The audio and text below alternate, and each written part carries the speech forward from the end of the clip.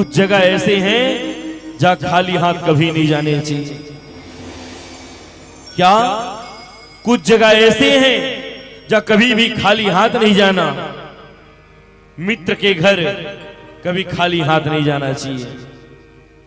किष्किंधा कांड में बाबा तुलसी लिखते हैं, निज दुख गिरी समरज कर जाना, मित्र ही दुख रज मेरु समाना, जे न मित्र दुख होई दुखारी, तिनहि विलोकत पातक भारी।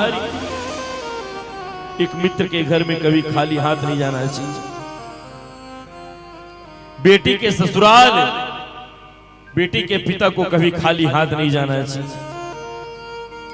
गुरु के द्वार शिष्य को कभी खाली हाथ नहीं जाना चाहिए।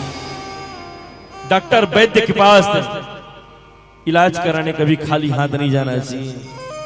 राजा और मंत्री के पास कभी खाली हाथ नहीं जाना चाहिए। कुछ जगह ऐसे हैं जहां कभी खाली हाथ मत जाओ। अपने मित्र से मिलने कभी खाली हाथ मत जाना। बेटी के ससुराल में कभी खाली हाथ मत जाना। गुरु के द्वार में, भगवान के मंदिर में, कथा स्थान में कभी खाली हाथ मत आना। डॉक्टर के पास कभी खाली हाथ मत जाना। राजा मंत्री के पास, अधिकारी के पास कभी खाली हाथ मत जाना। ये सूत्र है जीवन का, याद रखना। कहां कहां खाली हाथ नहीं जाना चाहिए। ये कुछ स्थान है जहां कुछ न कुछ जरूर लेके जाओ, बस खाली हाथ कभी मत जाना उनके पास। सुशीला, कृष्ण तो मेरा सब कुछ है, मेरा मित्र भी है, गुरु भी है, राजा भी है, सखा भी है, वैद्य भी है, मैं क्या लेके जाऊंगा। सुशीला ने कहा, नाथ आप चिंता ना करें, मैं प्रबंध करूंगी, मैं जाऊंगी। और आज सुशीला 5-7 घर में दौड़े दौड़े गई है।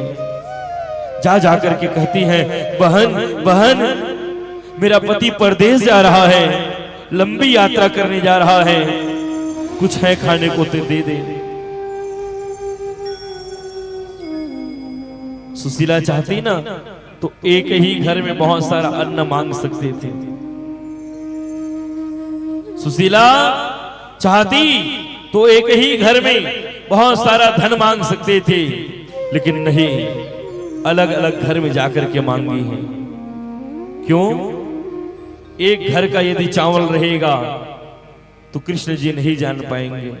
मेरे पति तो कन्हैया के सामने कुछ बताएंगे नहीं, वो स्वयं देख करके जान जाएंगे सुदामा के घर चावल नहीं, अलग अलग घर का चावल है, इसलिए अलग अलग घर से जाकर के मांगी है। 5 दरवाजे गई हैं, किसी ने चने दिया, किसी ने चिवड़े दिए, किसी ने चावल दिया है, और लेने के लिए कोई बर्तन भी तो नहीं था। सुशीला के पास में कोई बर्तन नहीं, कोई पात्र नहीं।